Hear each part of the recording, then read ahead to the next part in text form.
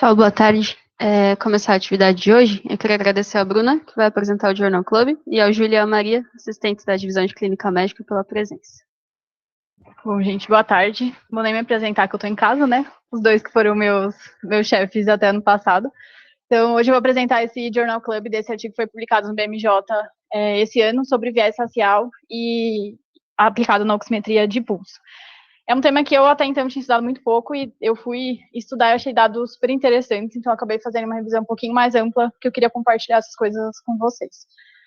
Então, o viés facial, ele é diferente do racismo, né, daquele racismo explícito, e talvez é muito mais difícil de a gente identificar e combater, justamente porque pode ser um processo inconsciente, né, quando a gente muda nossas condutas, nossos pensamentos por algum julgamento que a gente teve prévio relacionado à raça da pessoa, do paciente. E por ser um processo inconsciente, a gente precisa ver quais são as desigualdades que existem justamente para tentar tornar esse processo mais consciente e fazer alguma mudança.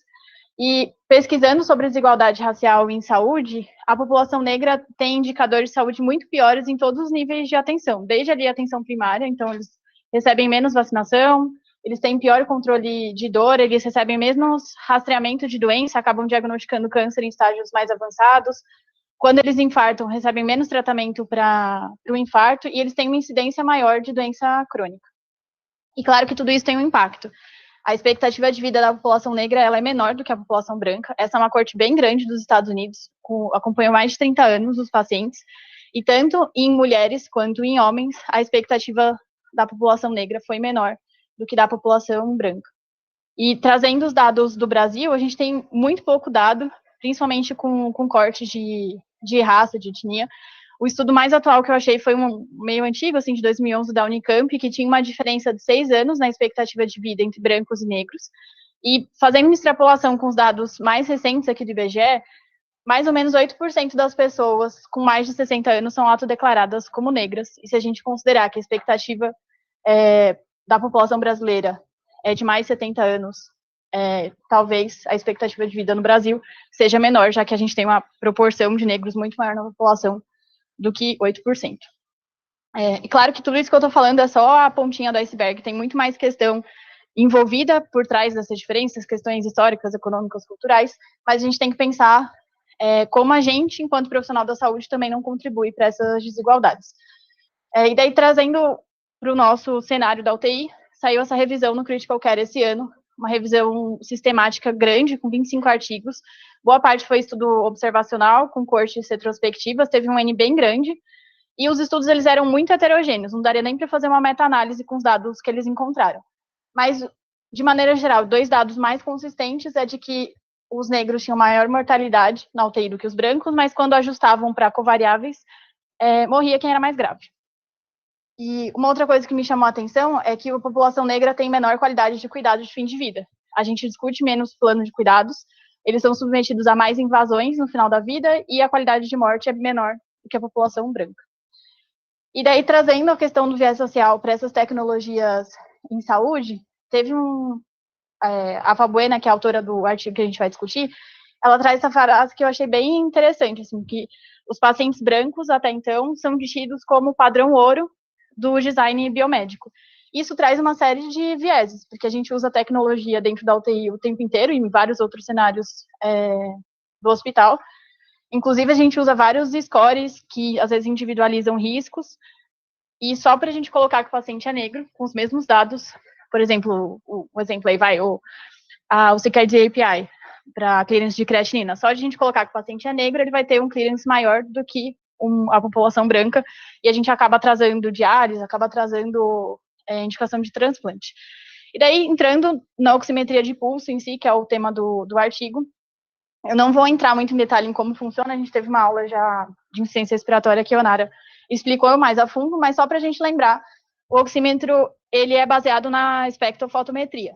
Então, ele emite 2 comprimentos de onda, a vermelha e a infravermelha, e o que eles querem ler, né, a deoxemoglobina e a oxihemoglobina. Quanto mais dessas substâncias estiver ali no sangue, por modelos matemáticos, eles vão dar a saturação. E tudo isso eles querem ler dentro da artéria. Então, tudo que tiver ao redor, a gente tem que tentar eliminar, tem que tirar os ruídos e a cor da pele é um desses possíveis ruídos.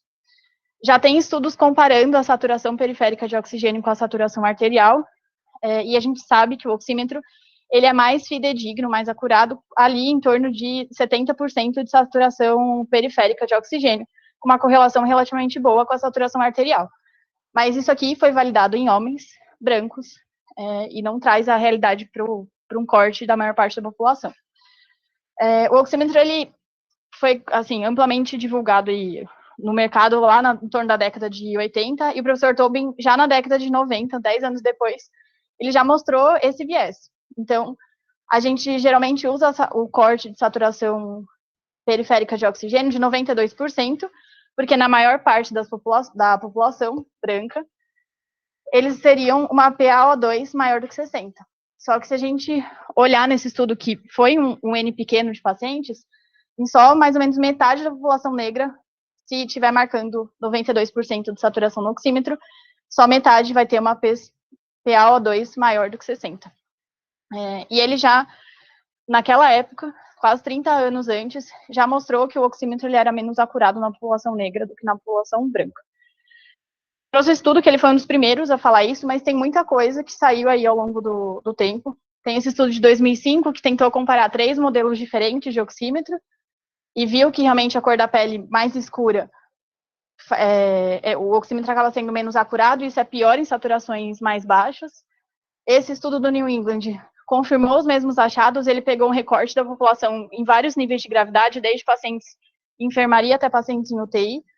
Tem esse estudo de ECMO, um negócio mais tecnológico, avançado, que a gente usa a oximetria para guiar algumas coisas, e também é pior em população negra do que em população branca. E essa foi uma revisão mais atual do professor Tobin, justamente reforçando de que a gente já sabe dessas coisas há 30 anos e nada mudou. E daí eu fiquei justamente pensando, né, como que faz tanto tempo que a gente sabe dessas coisas e continua na mesma? Por que ninguém nunca criou um oxímetro um pouco mais acurado? E quando a gente acha que ninguém nunca pensou nisso, alguém já pensou, né?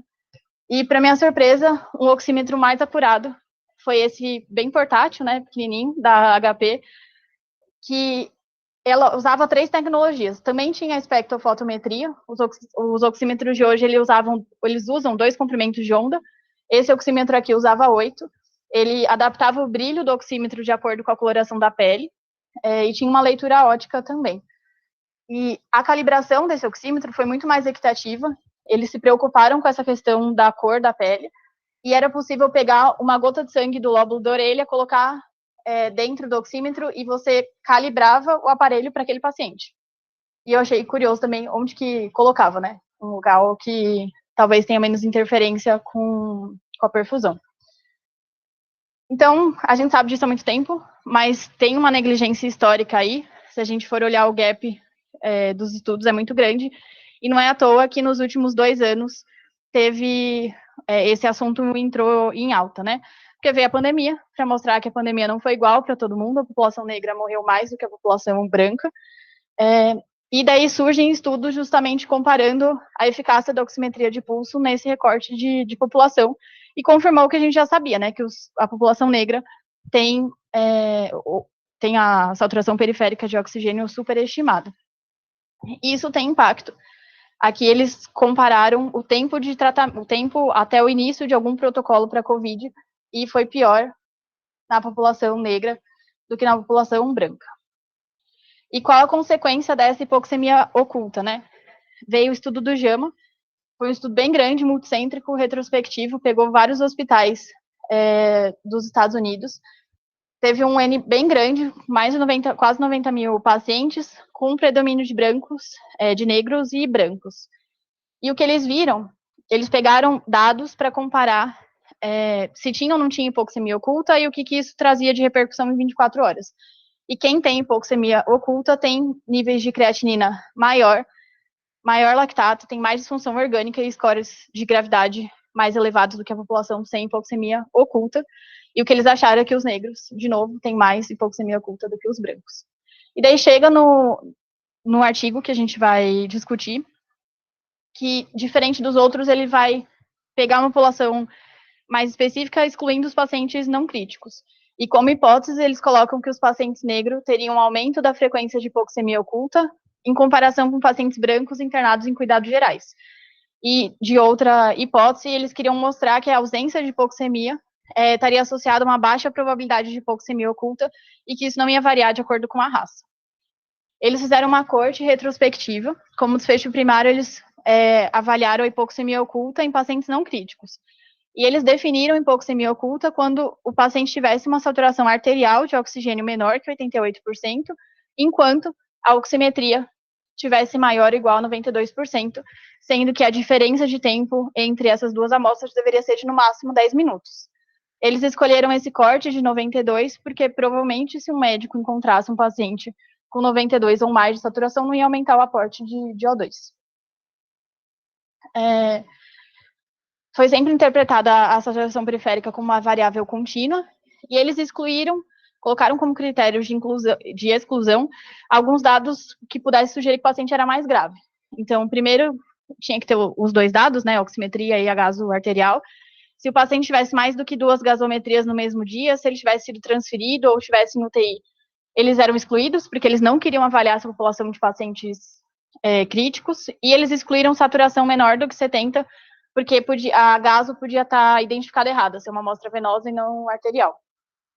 Eles pegaram esse banco de dados americano, de 2013 a 2019, e esse é um banco de dados de veteranos dos militares americanos, e no cadastro, nesse banco de dados, eles são divididos em 6 grupos étnicos, mas, de acordo com os estudos anteriores, eles acabaram mudando de 6 grupos para 3. E todo mundo que fazia o cadastro nesse sistema de saúde tinha dados de sexo, idade, comorbidades, então todos os pacientes analisados tinham os dados completos. A saturação, o oxímetro, né, a saturação periférica, era o médico assistente que aferia e colocava no banco de dados, e a gaso vinha direto do laboratório. A análise estatística foi uma análise mais complicada. O teste, eles usaram para comparar a raça e origem étnica ao teste Q-quadrados, teste T independente. Eles fizeram um modelo de regressão logística multivariável para prever a chance de hipoxemia oculta, e eles fizeram ajustes para algumas covariáveis, né? E pela leitura da oximetria não ser linear, eles precisaram fazer alguns fatores de correção. Então, eles usaram termo quadrático, termo de interação, e não dava para colocar um coeficiente para a leitura do oxímetro. Então, eles usaram margens preditivas e efeitos marginais médios para cada categoria. Calcularam viés, precisão, limite de concordância e precisão por raça e origem étnica.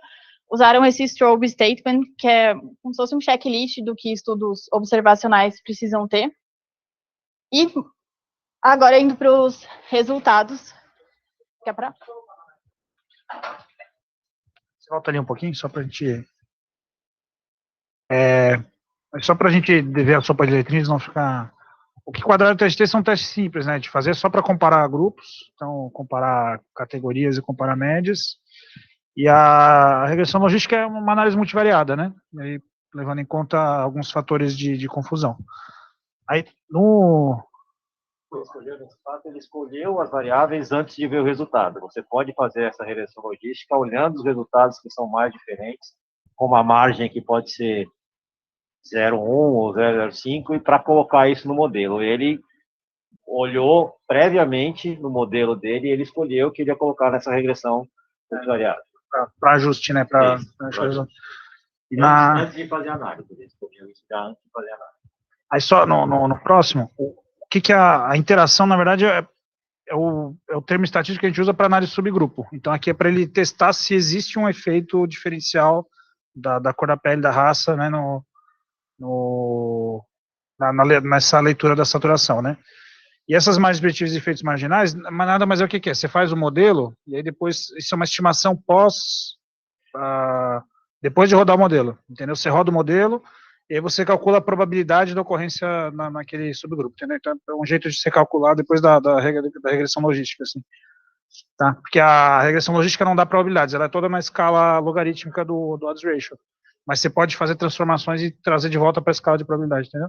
Eu acho que provavelmente ele vai apresentar probabilidades no resultado, que é só uma transformação de volta mais ou menos isso, e aí ajustado para aquelas variáveis que ele ajustou na regressão logística, né?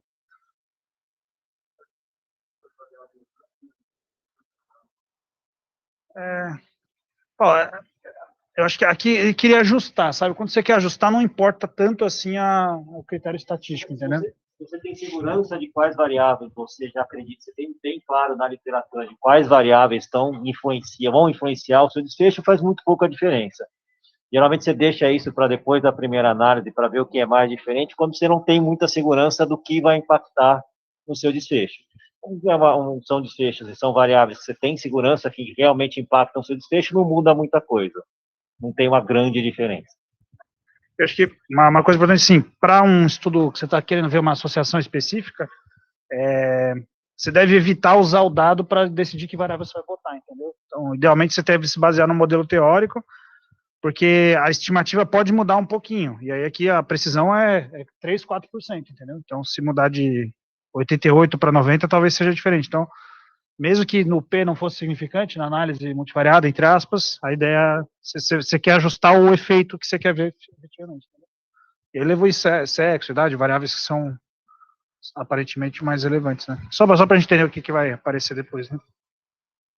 Bom, mas todo mundo entendeu o desenho do estudo? Vai comparar a saturação com a gaso, basicamente isso, né? E ajustando para isso aí.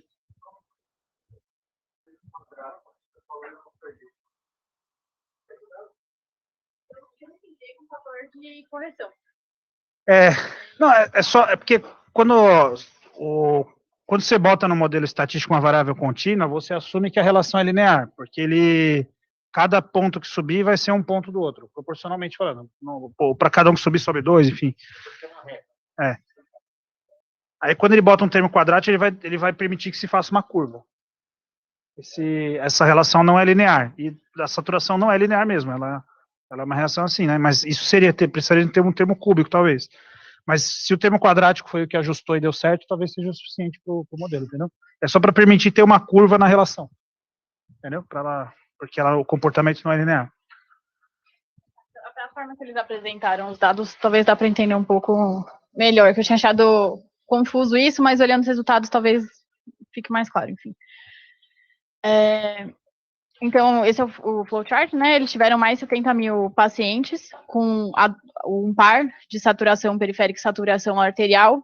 Uma parte foi excluída por conta daqueles critérios de inclusão, não teve perda de dados, e eles chegaram num total de 28.416 pares. Aqui são as características, né? Então, se a gente comparar os pacientes, foi relativamente parecido. Os pacientes eram mais idosos, um pouquinho mais jovens, os pacientes negros, do que os brancos. Um predomínio muito grande de homens, era um banco de dados serviço militar, então mais de 90% eram homens. Os diagnósticos da admissão eram bem parecidos entre os grupos, tanto brancos quanto negros. Teve um pouco de diferença com relação ao grupo dos latinos, mas a gente vai ver que é uma amostra muito pequena desse estudo, então não dá para a gente falar muita coisa sobre isso. Com relação às comorbidades também, foi relativamente parecido. O que destacava um pouco mais era a prevalência de doença pulmonar, que foi maior em pacientes brancos do que em pacientes negros, e a mortalidade, que foi um pouco maior em pacientes brancos do que em negros. Com os resultados exatamente do que eles queriam realmente avaliar, se a gente observar o intervalo interquartil da saturação periférica, era maior nos pacientes negros do que nos pacientes brancos, com diferença, e a saturação arterial também era maior nos pacientes negros, mas não teve diferença. E olhando a presença de hipoxemia oculta, teve 19% nos pacientes negros e 15% nos pacientes brancos, com o valor de P aí menor que 0,01. Esse aqui é a representação que talvez, se quiser até me interromper para explicar, porque acho que é onde o termo quadrático fica um pouco mais fácil de entender.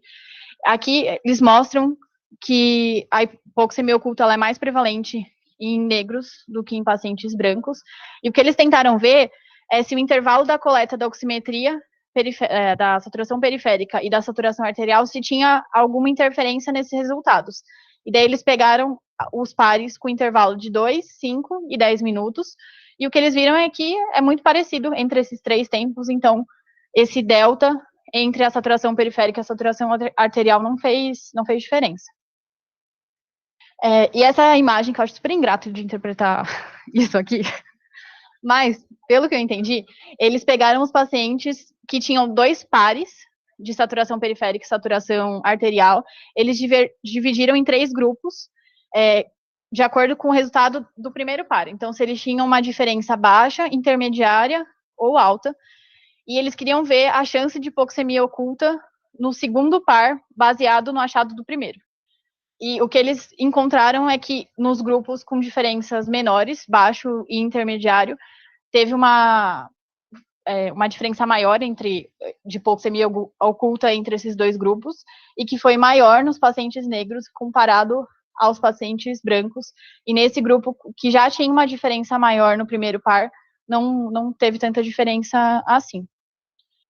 E, assim, de considerações que eu queria fazer sobre o trabalho, foi um trabalho com uma amostra grande de pacientes, mas a gente não consegue garantir a qualidade do registro, porque não fala no artigo como que a gente via a cor da pele, na verdade foi por etnia, e boa parte foi autodeclarado, pelo que dá a entender, mas não fica muito claro. Não sei como que a oximetria foi feita, se tinha uma curva boa, se não tinha. Então, acho que é algo para a gente pensar. É um estudo que tem viés de seleção grande, são homens ex-militares nos Estados Unidos, então a validade externa desse estudo é prejudicada, a gente não consegue aplicar os dados para a nossa realidade, mas o estudo de corte ele não serve para causalidade, né? Ele vai gerar uma hipótese e é um tema extremamente válido de a gente pensar. Não sei se vocês repararam, mas ao longo de toda a apresentação eu só falei de brancos e negros, eu não falei de outras etnias, porque não tem dado, assim, em alguns estudos tem um pouco sobre latinos, um pouco sobre asiáticos, mas o N tão pequeno, mesmo nesse estudo, eles tentaram fazer uma análise pós-hoc, mas não chega a lugar nenhum, porque a amostra é muito pequena, então não tem como a gente falar qualquer outra coisa.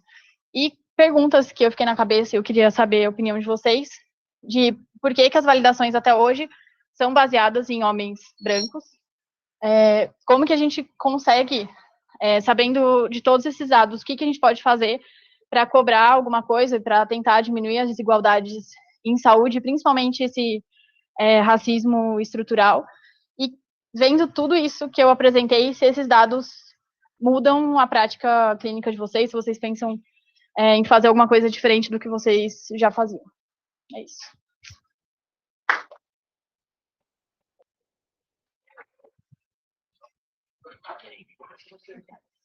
Oi?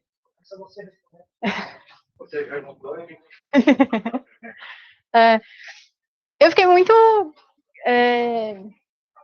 não sei que palavra usar, assim, mas eu fiquei muito em dúvida quando eu estudei sobre isso, porque até então eu não tinha parado para pensar nesse assunto, para ser muito sincera, com relação à oximetria em pacientes de pele mais escura. Já tinha tido algumas discussões, mas na prática eu não pensava em fazer nada diferente só pelo paciente ter uma coloração de pele mais escura. E vendo tudo isso, eu fico pensando se eu não preciso ser mais invasivo em pacientes internados por causas respiratórias, por exemplo, de coletar mais gasometria arterial, mas ao mesmo tempo, só pela pessoa ter a pele escura, eu vou ficar submetendo ele a invasões que trazem riscos, por menores que elas sejam, né? Então eu realmente fiquei, sabe, com a pulga atrás da orelha. Eu acho que hoje em dia eu seria um pouco mais permissiva em coleta de gasometria, por exemplo, se eu ficasse na dúvida. Eu seria mais permissiva nos negros do que nos brancos. Queria saber de vocês.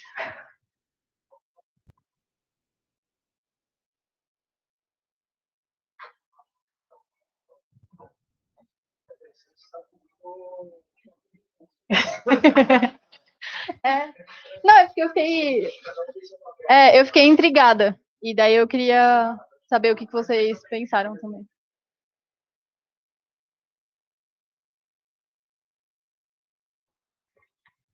Eu também não tenho respostas definitivas para nenhuma das suas colocações, assim, mas uma coisa que eu fiquei pensando é que acho que vale a porta de entrada para uma discussão muito maior, né? É pouco provável que um número que valia ali 4% em saturação periférica mude muito da nossa prática na UTI, dado que a gente é permissivo, enfim. Mas isso me leva a pensar quantas das outras coisas que a gente monitoriza, intervém e usa como recursos foram estudadas na população negra, né? Então, os estudos que a gente tem, como a Bíblia da Terapia Intensiva, quantos por cento da população do estudo eram pessoas negras, e eu sei o que eu estou fazendo para essa população. Então, eu fiquei com vontade de ler os grandes aí e ver a tabela 1 do estudo, de ver quantas pessoas negras e quantos homens negros, quantas mulheres negras, enfim, aí a pergunta, acho que a gente costuma perguntar se faz sentido o que a gente faz, e é uma pergunta além, assim, né? Será que faz sentido para todo mundo?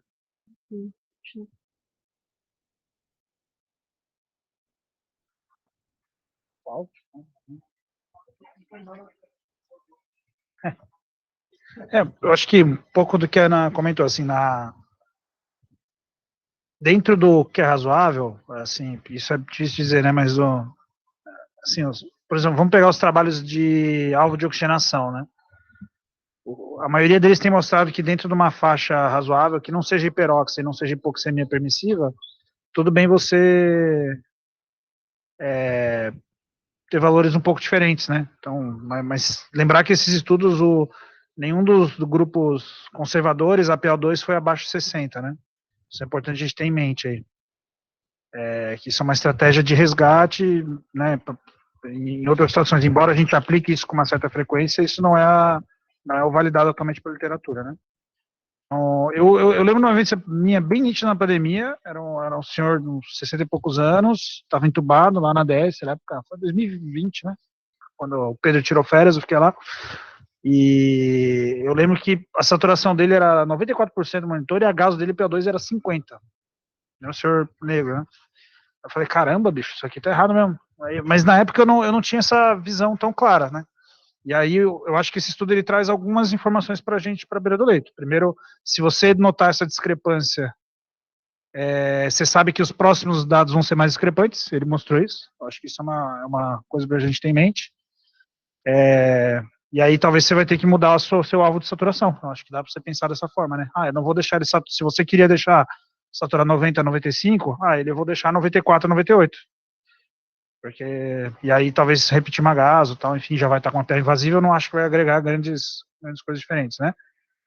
Isso assumindo que essa hipoxemia permissiva não é algo que é consistente na literatura para a gente fazer. Se você achar que tudo bem, aí tudo bem também, né? Eu pessoalmente não acho isso. E aí é o que eu vejo de implicação na prática, mas né, e eu concordo com você, eu pensei nisso, a mesma coisa, né? Porque a gente se baseia hoje muito nos métodos invasivos para evitar de furar o paciente e tal. Aí a gente vai furar mais porque ele é negro. Aí eu acho que é um julgamento nosso como médico de quanto que aquela informação vai mudar realmente a conduta ou não, naquele momento. Eu acho que a gente tem outras informações a se considerar além da saturação, mas se você acha que vai mudar a conduta de alguma forma, acho que você vai acabar tendo que escolher a gaso mesmo, né? Mas eu acho que é muito mais de a gente voltar atrás como os dispositivos estão sendo desenvolvidos, para eles chegarem para a gente sem o viés.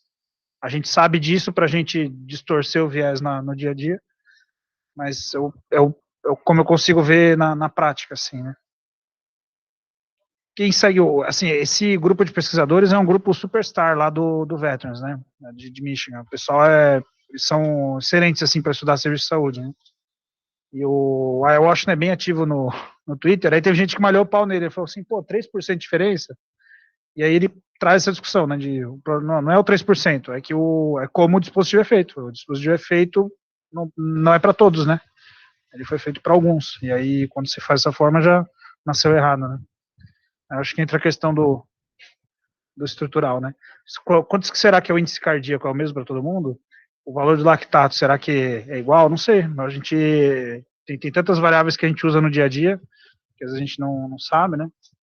Outra área que pegou muito foi da creatinina, né? Eu vi que tem várias discussões aí também nas revistas de medicina interna,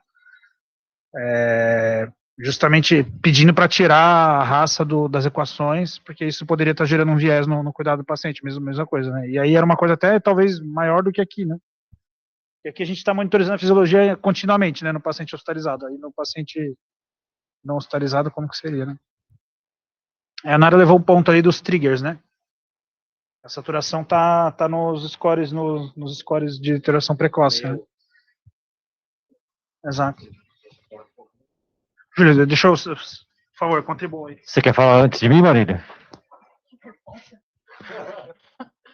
Eu acredito que é isso, que a Ionara está comentando ali agora, né, no contexto da Covid especialmente, que eu acho que foi um dos principais cenários onde essa discussão específica sobre a questão da oximetria foi levantada, embora já tivesse trabalho de grupos de anestesistas já fazendo essa verificação, né, até em laboratório com pacientes saudáveis também para fazer essa avaliação da diferença com o componente da raça, mas pensando especificamente na Covid, era isso, né, a gente fala, não, compra o oxímetro, fica com ele em casa, se eventualmente cair, você vai para o pronto-socorro, ou você está um pouco mais...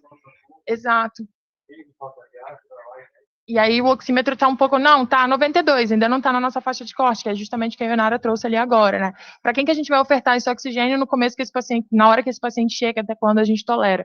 E é isso, o paciente está internado, a gente está olhando a fisiologia dele. O paciente que está no ambulatório, eventualmente não vai ter esse mesmo acesso, que foi a grande questão do CKD, né? Então, assim, eu acho que são todas as formas como a gente começa a pensar a respeito de como que a gente trata de forma igual pessoas que são desiguais, né, que é a grande questão da igualdade versus a equidade. A gente está, de fato, oferecendo as melhores condições possíveis para as necessidades específicas daquelas pessoas, a gente está conseguindo individualizar o tratamento, ou pensando do ponto de vista populacional, a gente está conseguindo ofertar, de fato, o que aquela população precisa, porque a gente estabelece protocolos de estudo, protocolos de... confecciona aparelhos ou desenvolve medicações voltadas para pessoas que não são necessariamente as pessoas que precisam mais.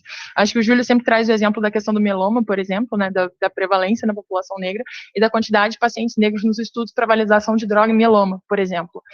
Tem toda a questão da discrepância entre fibrose cística e anemia falciforme, a quantidade de investimento que você tem para estudar fibrose cística e a quantidade de investimento que você tem para estudar anemia falciforme. Então, assim, todas as doenças que são mais prevalentes na população negra, de modo geral, elas acabam sendo negligenciadas e essas populações não estão nos estudos, não estão nos trabalhos, não estão no desenvolvimento dos dispositivos. Então, esse questionamento, assim, é muito anterior, né? É produzindo ciência para quem?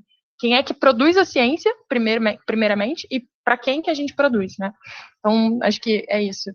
Passei a resposta. Muito bem. Primeiro, já que está gravando, agora eu agradecer o convite. Estar aqui é uma das respostas para a sua pergunta, como é que a gente faz para melhorar isso. Acho que tem algumas coisas que são importantes, e eu vou começar um pouco pela sua revisão. Você vai para uma revisão que você põe um assunto e tem 19 artigos, alguma coisa está errada. E alguma coisa está errada desde a estrutura de pesquisa com relação ao que você está pensando. Então, acho que esse é o primeiro ponto.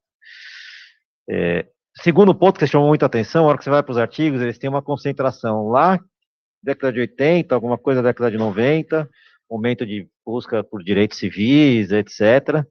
Silêncio e Covid. E teve o cuidado desse estudo de, no critério de inclusão, excluir o tempo de Covid. Então, é um estudo pré-Covid. Isso, exatamente. Então, é um estudo... Isso. Então, é um estudo com pacientes pré-Covid. E mesmo se você for olhar, por exemplo, o estudo do JAMA ou a meta-análise do Critical Care, você vê que por mais que a gente entenda que a gente tem um parâmetro que é pouco diferente, o fato de você achar hipoxemia oculta aumenta lactato, piora a função renal, e aí na meta-análise do Critical Care pode mudar a mortalidade, inclusive. Então, não é especificamente os 4% de mudança da oximetria. É toda alteração de cuidado que provavelmente vem junto com isso. Tá? Então, essa é uma coisa que é mais importante. A segunda coisa que eu queria falar, que é uma das suas perguntas, é o quanto da qualidade do dado. Acho que a gente tem um N, que é um N razoável para você pensar isso, e o quanto dos erros na qualidade do seu dado, eles são aleatórios, diferente do erro que eu tenho quando eu vou fazer o erro, por exemplo, colocado viés racial.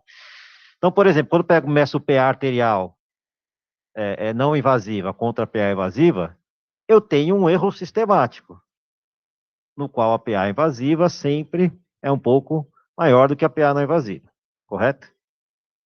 E aí, quando eu tenho medidas seguidas, depende se o braço está apoiado, se está com edema, se está para cima, se está para baixo, se eu fiz a técnica correta, o tamanho do manguito, eu tenho erros nesse ponto, que são erros aleatórios. Com um N suficiente, você consegue deixar os erros aleatórios e nas correções você consegue separar o erro, que é um erro sistemático, que é o viés. Então, claramente tem um viés racial nesse estudo, e acho que isso é importante. E a sua pergunta é por que tem um viés racial? Quando a gente fala de saúde e população negra, a primeira coisa que a gente precisa lembrar é o ponto não está nas diferenças biológicas de raça, porque isso é uma coisa importante. Raça não é um conceito biológico para a raça humana, é um conceito sócio-histórico. Então, se eu for procurar muitos conceitos biológicos para explicar essa diferença, eu vou estar errando. Eu vou ter que me basear em conceitos sócio-históricos. Estão ouvindo? E o conceito sócio-histórico é o que explica os estudos serem feitos com padrão especificamente branco.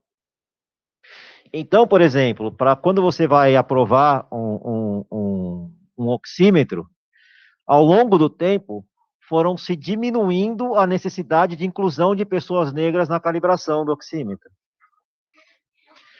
Como você mostrou lá naquela reportagem. Quando eu tenho mais comprimentos de onda, eu diminuo o erro, eu melhoro a acurácia. Ao longo do tempo, foi se diminuindo o número de comprimentos de ondas. Ah, mas isso é pior para a população negra. Tudo bem. É isto que define. É esta relação sócio-histórica da importância dos impactos desta evolução da tecnologia, economia, etc., tem na população negra. Isto vale, por exemplo, para o CKM, para a função renal. Vocês já tiveram curiosidade de ir lá nos trabalhos iniciais que olharam o porquê que eu coloquei a função renal e corrigi para a raça? Tem a ver com peso, tem a ver com massa muscular, tem a ver com coisa, e tem a ver com trabalhos estatisticamente terríveis. E eu coloco isso numa medida que me define se o doente vai para a diálise ou não, que me define, às vezes, se ele vai para a UTI ou não. E que a gente sabe que essas coisas mudam a mortalidade. E assim, tem coisas que a gente usa e não questiona. Vocês sabiam que a prova de função pulmonar também é corrigida pela raça? Vocês sabiam?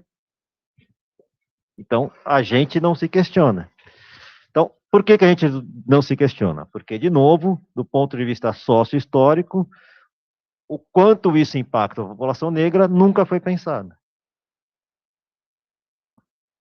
Entendeu? Então, acho que esse é o grande ponto.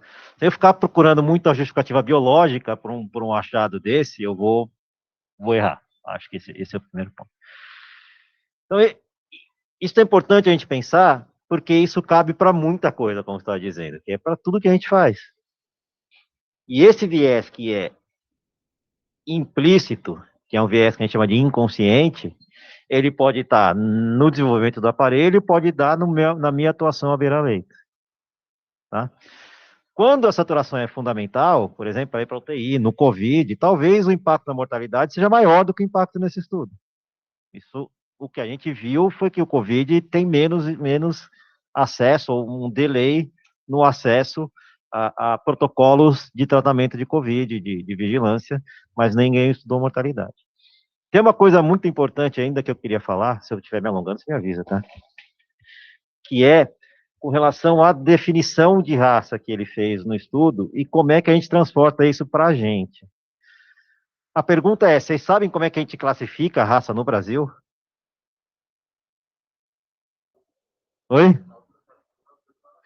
Primeira coisa é isso, é autodeclaração. Então, de novo, racismo é um conceito sócio-histórico, então a sua história, o seu convívio social impacta em como você se classifica. E a outra coisa é que a autodeclaração, mesmo quando eu faço a autodeclaração e vou olhar todos os critérios de determinantes de saúde, corrijo isso para redes sociais, tanto, independente se você se declara como mais escuro ou menos escuro, isso impacta nos seus desfechos de saúde. Então, acho que isso é uma coisa importante. Eu estou pensando na oximetria por causa do comprimento de onda e do impacto da melanina nessa leitura, mas isso, para todos os outros desfechos de saúde, ele é importante. Mas, de novo, autodeclaração. E como é que eu posso me autodeclarar? Quais são as opções? Porque lá ele coloca não hispânico negro, não hispânico branco, hispânico, asiático, indígena e qualquer outra coisa que eu não consegui encaixar. Vocês sabem? Preto, branco, pardo e amarelo e indígena. E os negros? Oi? Trocaram para preto? Isso é outra coisa que a gente sempre fala. A gente está num país que é o maior país é o país que tem mais negros fora da África, e a gente não sabe, não tem segurança na classificação de raça. Como é que eu vou estudar isso? Então, vocês acertaram exatamente isso: preto, pardo, branco, amarelo e indígena. E os negros são a junção de pretos e pardos. Tá? Então, negros é uma categoria que é a junção de pretos e pardos. Seria uma categoria mais política para atingir maioria numérica, né? Então, isso é importante. Por que eu estou dizendo isso? Primeiro, porque a gente pode ter diferenças entre pretos e pardos no Brasil? Pode. Nos Estados Unidos, a miscigenação, a mistura é muito menor do que no Brasil. Então, um estudo deste no Brasil pode ser que eu tenha diferenças entre pessoas pretas e pessoas pardas. Então, é interessante na hora de você pensar o que você vai fazer, se realmente uma pessoa parda, por exemplo, se comportaria mais parecido com uma pessoa hispânica, por exemplo, na classificação americana. Mas é uma dúvida que esse estudo traz para a gente. A segunda coisa é que quando eu faço um estudo desse, e eu vou olhar para o que a gente tem de registros no Brasil, a gente vai publicar um estudo, acho que agora, mês que vem, deve sair, que a gente foi ver aqui no setor de registro do HC como é que a gente faz a identificação de raça. E é 100% por heteroidentificação, e 80% dos pacientes heteroidentificados como brancos. São esses pacientes que vocês veem na UTI, não é o que eu vejo no ambulatório. O trabalho que a gente publicou, Paulo, dos pacientes diabéticos do ambulatório, tem uma prevalência de 75% de brancos. São esses diabéticos que a gente vê no CMG. O trabalho que a gente publicou do COVID, dos pacientes internados no primeiro mês, tinha 70% de pacientes brancos. São esses pacientes que a gente vê. Tem outro trabalho que a gente está tentando escrever, né, Marília? Está difícil a gente se juntar. Mas que a gente foi ver alguns pacientes COVID que tinham um acompanhamento pós, a gente foi olhar para antes, comparando a autodeclaração de raça no pós, nesse acompanhamento pós, com a declaração que está no prontuário. É infinitamente diferente. Eu faço teste de proporções, parece outra amostra. Então, se vocês forem fazer recortes raciais de estudos, peçam autodeclaração, não confiem no que está no prontuário.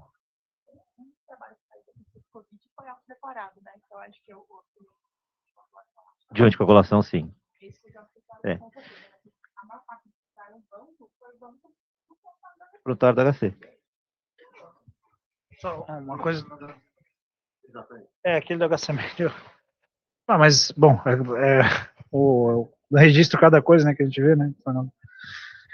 O New England, agora, se eu não me engano, eles obrigam no suplemento a publicar a composição racial, né, no caso da amostra, né? Agora isso está virando, está sendo uma requisição quando você submete o artigo, você mostrar a composição racial, para demonstrar que aquilo é representativo ou não, para a população geral ou não, entendeu? Esse viés também existe homem e mulher, né? A gente discutiu também, né? Esse estudo acho que é um viés da amostragem mesmo, né? A amostragem dos veteranos, mas acho que também a gente já teve discussão, né? Tá presente, mas também existe, né? Acho que tantas coisas que é difícil estudar, e aí a gente, por exemplo, a gente tem o nosso banco de dados UTI, seria um lugar aí quem quiser talvez ver isso, mas a gente não tem o dado fidedigno, né? Para estudar isso. Então a gente não tem teria o dado do HCMed, talvez. O que a gente descobriu com esse estudo é que a gente tem dois problemas. Primeiro, o banco de dados de quem entra, que está todo mundo entrando sendo classificado errado.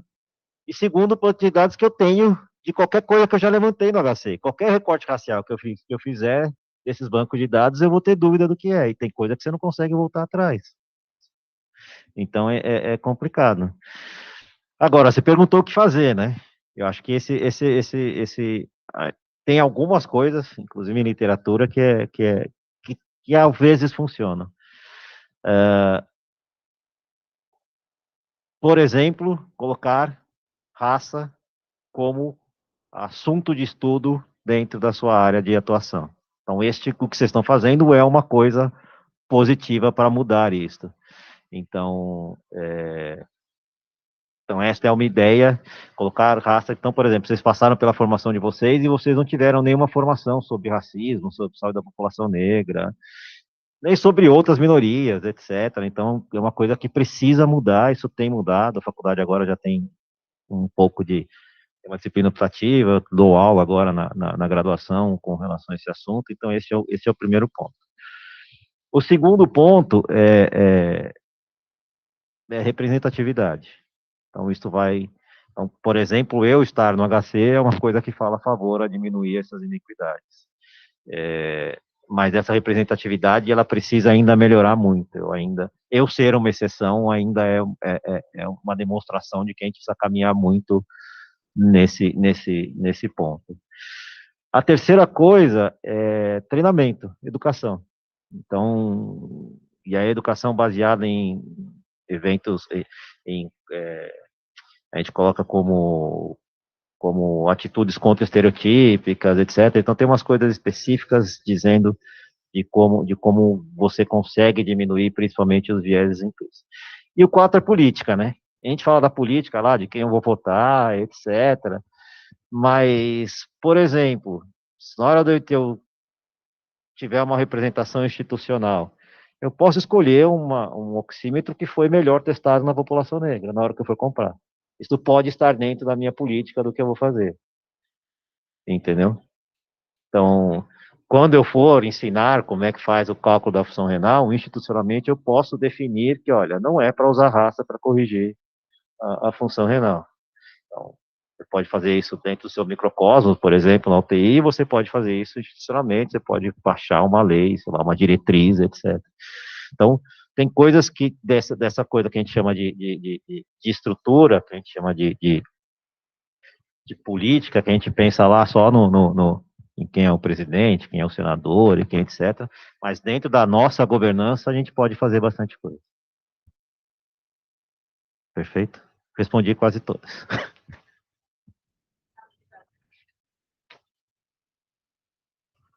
Bom, primeiro, queria parabenizar, assim, é muito importante essa discussão. Queria também saudar a presença de vocês, assim, achei os comentários muito bons e essenciais também, assim, com informações importantes, inclusive, e acaba, muitas vezes, sendo tema que a gente não tem oportunidade de visitar e de conhecer, de entender melhor, até por conta da literatura escassa. Mas me chama a atenção em relação ao recorte mais socioeconômico. Eu queria que vocês, se possível, comentassem algo relacionado a como que as pesquisas até aqui elas são direcionadas, especialmente aquelas que são financiadas pela indústria, né? E o quanto elas excluem em determinados momentos, e em outros momentos elas incluem a população negra, né? E de que maneira isso influencia, e a gente já tem uma noção de como isso deve ser, com certeza a gente vive num mundo capitalista e isso pesa, né? A quem a ciência funciona, e com certeza a gente deve tirar disso a reflexão de para quem que a gente faz ciência, né? O que a gente produz, né, de fato, e para quem a gente produz ciência, né? Não só assistência, no ponto de vista assistencial, a gente tem pesquisas, e vocês, se quiserem comentar, também seria muito bom. Talvez nem todo mundo tenha essa leitura, referente à abordagem da população negra, a nível ambulatorial, o tempo de consulta, o desfecho, né? Enfim, tem isso daí, eu acho que já tem muito mais sedimentado, já tem vários estudos que talvez apresentem mais evidências. Mas eu queria entender um pouco mais como que vocês enxergam, o que vocês têm de conhecimento em relação a esse recorte socioeconômico e ao serviço, a que serviço a pesquisa, né, tem prestado em relação a isso. Marília, por favor, eu. Não sei, tô faz. Eu acho que é uma pergunta desafiadora, né? E acho que inicialmente, quando essas questões dos estudos começaram a aparecer, principalmente no movimento ali em torno da década de 70, as pessoas começaram, não, mas a diferença é socioeconômica. O motivo de tudo isso é porque, na verdade, as diferenças são baseadas em questões sociais, é o fato de terem menores condições econômicas. De fato, as pessoas não têm acesso a mais instrução e a empregos melhores exclusivamente pela questão econômica. E aí foi observado que, na realidade, não, né? Quando você começa a isolar esses fatores todos, você vê que existe um impacto de raça, porque mesmo no contexto de estratos mais altos, a questão da raça ainda passa a ser um fator determinante. Existem alguns movimentos, teve um movimento americano especificamente, que eles chamam de teoria crítica da raça, que entendeu o racismo como estruturante de fato.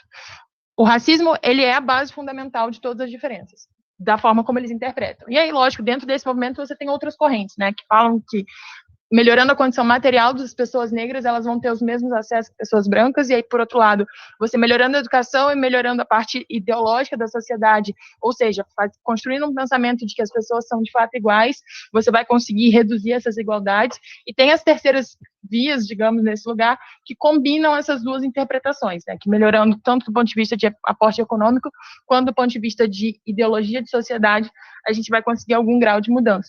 Mas o fato é que quando você isola exclusivamente pela raça, você vê que o impacto já é significativo. Então, esses trabalhos acabam mostrando isso, né, que não é só uma questão socioeconômica do ponto de vista de ter finanças ou não ter finanças. E aí, quando você vai olhar do ponto de vista de SUS, por exemplo, mais de 70% dos usuários, ou melhor, a população negra, 70% é SUS dependente. Ela só usa o SUS. Então, ela não tem acesso à saúde suplementar da mesma forma que a população branca tem, por exemplo. Então, já começa aí uma grande diferença, que não é só do ponto de vista econômico, mas é do ponto de vista racial. Em última análise, eles também estão lá mais dependentes do SUS. E quando a gente olha nesse lado, assim, aonde estão essas pessoas, né? A divisão demográfica da sociedade, quando você vai olhar, eles não têm acesso aos grandes centros de tratamento. Quanto tempo uma pessoa que mora na periferia leva para chegar aqui ao HC?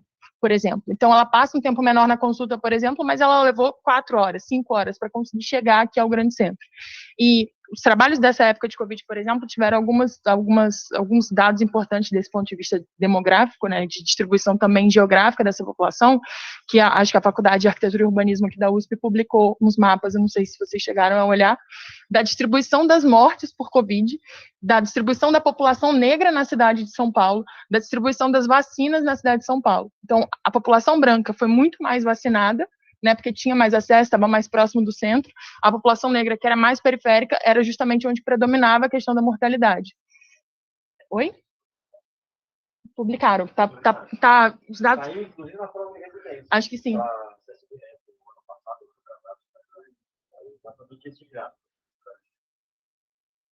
Então, assim, as diferenças, elas são muito baseadas na questão, a questão racial no Brasil é muito estruturante também, e aí, falando especificamente do Brasil, porque, assim, a gente tem 300 anos de escravidão, né, e a forma como a nossa sociedade se organizou, quase 400 anos, exato, então, assim, a forma como a nossa sociedade se organizou e a forma como ela se estruturou também do ponto de vista econômico, né? Quem são as pessoas que mantiveram acesso a dinheiro, quem é que coordena banco hoje em dia, quem está dentro dos grandes centros produzindo ciência, quais são os rostos dos professores titulares desses lugares. E a gente comentou isso também falando sobre a questão das diferenças de gênero, mas pensando especificamente em diferenças de raça, né? Quem eram as pessoas que tinham acesso à educação, quem é que era considerado cidadão para ter acesso à educação. Então, tudo isso veio muito pela questão racial, que as pessoas negras não eram consideradas cidadãos, então não tinha como ter acesso a nada disso. Então, na verdade, a raça vem antes da questão socioeconômica e ela estrutura a questão socioeconômica, como isso se distribui, sabe? Pelo menos da forma como a gente interpreta, é muito assim. Acho que é legal você ter falado algumas coisas da teoria crítica da raça, porque é um pouco disso. O mundo é racializado, cuidar da saúde também. E raça, pela Organização Mundial de Saúde, é um determinante de saúde, um determinante social de saúde. E é um determinante social de saúde independente dos outros determinantes, de renda, de escolaridade, de moradia, de saneamento básico, etc. E aí não é uma opinião minha, é uma opinião da Organização Mundial de Saúde. Então, acho que esse é o primeiro ponto. Então, todos os estudos que você vai fazer de mortalidade, que você coloca a raça e você controla para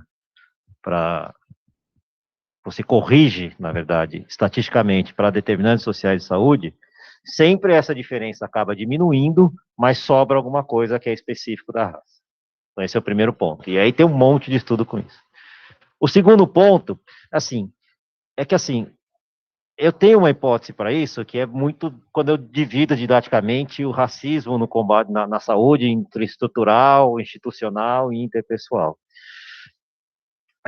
Mas o que acontece é, quando eu vou ver, por exemplo, pessoas com viés inconsciente maior contra pacientes negros, o paciente tem menos tempo de consulta, paciente é mais taxado como chato, como tigrão, como não aderente, etc., só por eu ter um viés inconsciente. Por exemplo, eu tenho estudos com simulações clínicas onde o paciente tem indicação de trombólise, e quem tem o viés inconsciente a favor de pacientes brancos tromboliza mais o paciente branco do que o paciente negro. Eu tenho estudos clínicos de atendimento, por exemplo, mostrando, vou dar o exemplo de um estudo famoso, que a gente chama de acordador, de que mulheres negras, quando estão lá, fora outras variáveis, quando elas estão lá na maternidade, elas têm uma 50% de chance a mais de não receber analgesia para fazer episiotomia. Recém-nascidos negros em maternidades americanas, se eles forem tratados por médicos negros, eles têm 50% de chance a menos de morrer. Então, isso é muito mais que a estrutura. É isso que é importante pensar. Isso está na estrutura, isso está na instituição e isso está no racismo interpessoal. Que a gente fala do racismo explícito, que é aquilo de eu chamar, ir lá no estádio, chamar o cara de macaco, e de o cara ir lá na GD e falar, ele que vai me atender, eu não quero ser atendido por ele. E tem o racismo implícito que a gente não sabe que tem. Quer dizer, a gente sabe que tem, mas não aceita, tem dúvida se tem. E esse racismo implícito impacta em como eu cuido do paciente. Tem um dado da Poder Data que é assim, você pergunta para a população, nesse dado da Poder Data, se existe racismo no Brasil. O que vocês acham? Existe racismo no Brasil? 80% respondeu, ok, sim, existe racismo no Brasil. Aí perguntava para as mesmas pessoas, mas você é racista? Você é preconceituoso? O que ele respondia? Não. Só 30% respondia que sim. Essa conta não fecha. Então, se eu não entender de onde vem esse 50% de racismo que eu tenho, ou que a população tem, eu não vou caminhar. Acho que esse é o grande ponto. Eu não vou andar. Porque só isso me leva, por exemplo, a colocar um estudo desse como pauta. Só isso te leva a convidar pessoas como a Marília e como a gente para estar aqui discutindo. Tá? Então, este é o principal ponto. Não é só a estrutura, tem mais do que isso. Quando eu falo, eu tenho uma aula que eu falo de história da população negra, eu tento explicar de onde é que vem isso, mas é a estrutura, é a instituição e é a gente. E eu sempre falo, a gente comete discriminações sem dolo. Você não faz isso porque você quer machucar alguém.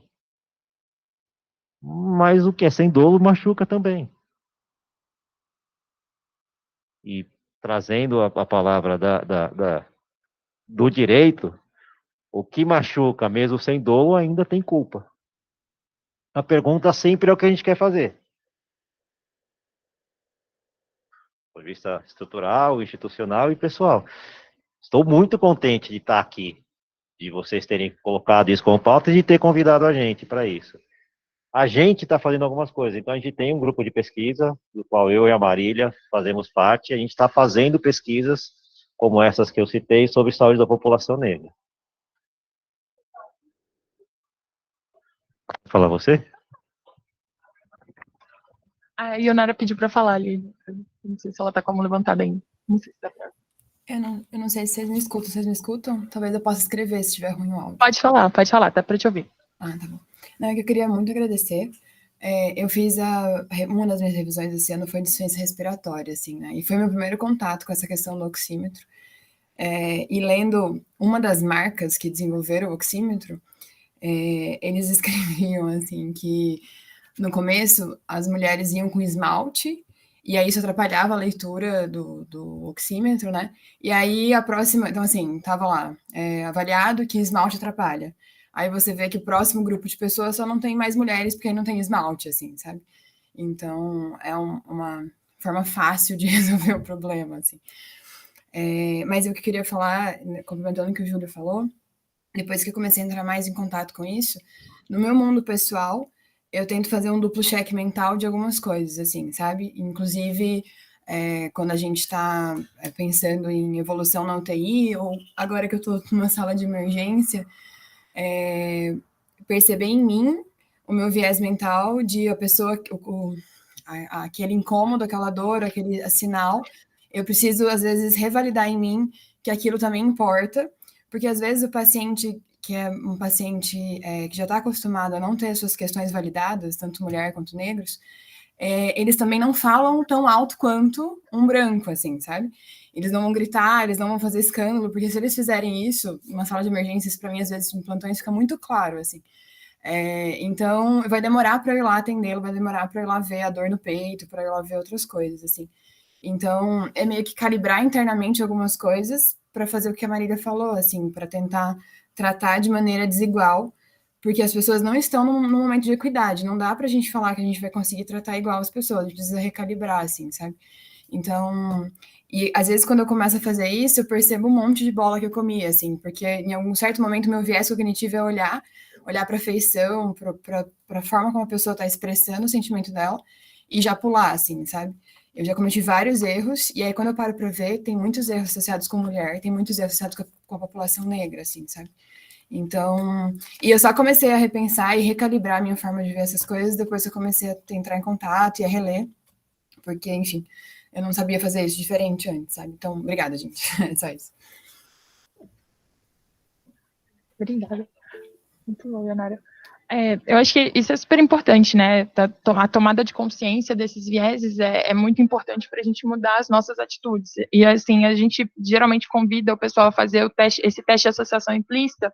Ele está disponível no domínio público de Harvard, tem tradução, inclusive, para o português. Então, dá para fazer em português, sem problema nenhum, é super acessível, é só colocar no Google, teste de associação implícita ou teste de viés implícito, ele automaticamente já manda para esse domínio público. E, às vezes, é interessante até porque a gente pensa, não, imagina, eu não tenho viés nenhum. E aí você vai, faz o teste e tá lá o seu viés estampado, um teste super simples. E tem para raça, tem para gênero, tem para religião, tem para várias coisas, então dá para testar com muita coisa. E a tomada de consciência disso, eu acho que é um dos processos mais importantes, como o Júlio falou, é a educação. A gente tem que entender que a gente é socializado racista. Então, a gente tem esses vieses que são incutidos na gente desde o momento em que a gente começa a conviver em sociedade. Eu ia comentar da questão do race, né? Primeiro, obrigada novamente pelo convite, o Júlio me passou a palavra, eu fiquei nervosa, não consegui nem agradecer. É isso. Obrigada por vocês convidarem, por a gente estar aqui discutindo esses assuntos que são, de fato, muito fundamentais do ponto de vista da prestação de serviço que a gente faz, né? A gente está aqui atendendo a população. Então, se a gente quer fazer uma assistência de qualidade, ter em mente essas questões que impactam no nosso cuidado são muito fundamentais, é muito fundamental, né? Então, obrigada pelo convite.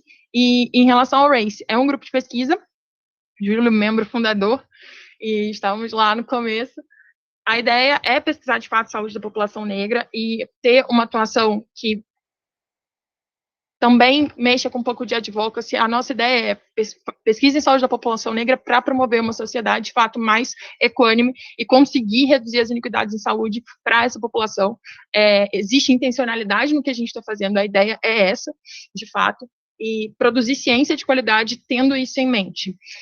O grupo vai fazer uma reunião aberta nessa sexta-feira, tá? Vai ser via Google Meets. A gente tem um Instagram, que é o race.id.femusp, FMUSP.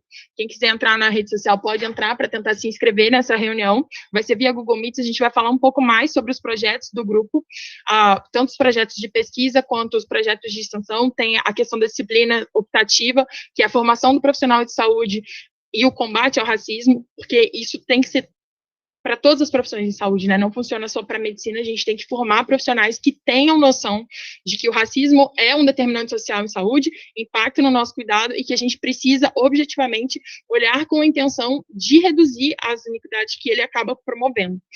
Então, tem a questão da disciplina, tem outros projetos que a gente está tentando organizar. Teve o simpósio no ano passado, que foi o primeiro simpósio de pesquisa em saúde da população negra da faculdade. Isso até então não tinha acontecido antes. A gente teve muitos convidados de fora, que existem outros grupos pesquisando sobre isso no Brasil. Já tem muita literatura brasileira sobre isso. O pessoal da Fiocruz publica bastante, o pessoal do Recôncavo Baiano também publica pra caramba. Então, tem muita publicação nacional falando sobre isso. E a gente tem uma política de saúde integral à população negra que as pessoas sequer conhecem, né? Tem toda a questão da legislação, que a autodeclaração é lei, então tudo isso a gente tem olhado bastante no grupo de pesquisa.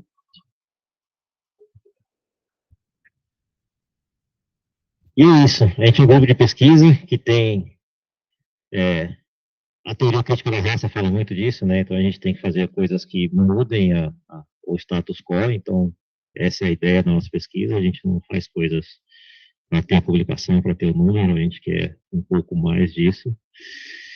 E a gente está à disposição para coisas educacionais, como o convite para essa reunião, para parcerias, então a gente já fez parcerias, por exemplo, com a obstetrícia, para estudar, por exemplo, cuecas e Covid, com o pessoal da pediatria, para estudar o CVP gripe, são artigos que estão em produção e que devem sair do paciente, a gente está orientando TCCs, do RT de clínica, mas a gente já tem gente da ciência social, psicóloga também procurando a gente também para orientação de TCCs. Então, se vocês tiverem vontade de convidar a gente para participar de momentos educacionais, para participar de pesquisas nos quais o recorte racial seja importante, a gente está 100% à disposição. Né? Eu queria só agradecer aqui em nome do programa mesmo a presença de vocês aí.